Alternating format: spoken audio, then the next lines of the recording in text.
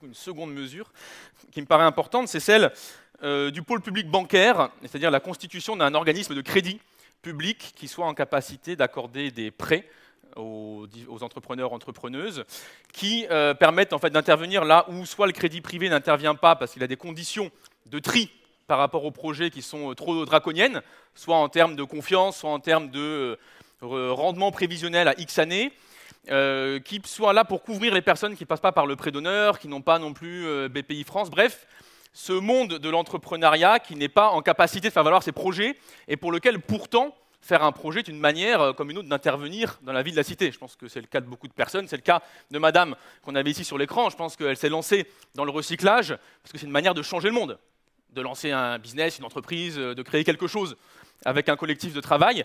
Et aujourd'hui, une partie non négligeable des projets n'arrivent jamais à terme, parce qu'on leur demande de prouver par A plus B, avec les petits formulaires de plus en plus standardisés qu'ont les organismes de crédit privé, qu'ils seront en capacité de générer sur la durée un rendement suffisant pour rembourser la mise initiale. Et le principe d'un pôle public bancaire, c'est justement de se dire que lorsqu'un projet ne rapporte que 0,1% de bénéfices et qu'il est socialement utile, ça vaut quand même le coup de le financer. Une autre idée? Vous avez encore un tout petit peu de temps. Eh bien, bon, du coup, je vais y aller, très bien. Alors, une autre idée que je voudrais défendre ce soir, c'est ce qu'on appelle la caisse de péréquation.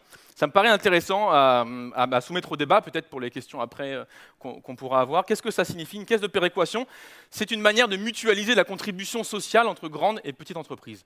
En quoi ça consiste concrètement? Ça consiste en une cotisation sur les bénéfices, c'est-à-dire toutes les entreprises, ça s'acquitte d'une petite cotisation sur les bénéfices, et la somme qui est centralement récoltée et redistribuée au prorata des salariés. Donc l'entreprise qui fait peu de bénéfices, qui a beaucoup de salariés, reçoit. L'entreprise qui fait beaucoup de bénéfices et qui a peu de salariés contribue. Donc c'est une manière aussi d'avoir un équilibre dans la mutualisation générale des frais de cotisation sociale, évidemment de la contribution fiscale en général, et de la capacité tout simplement à investir dans l'infrastructure, l'éducation, la santé, etc.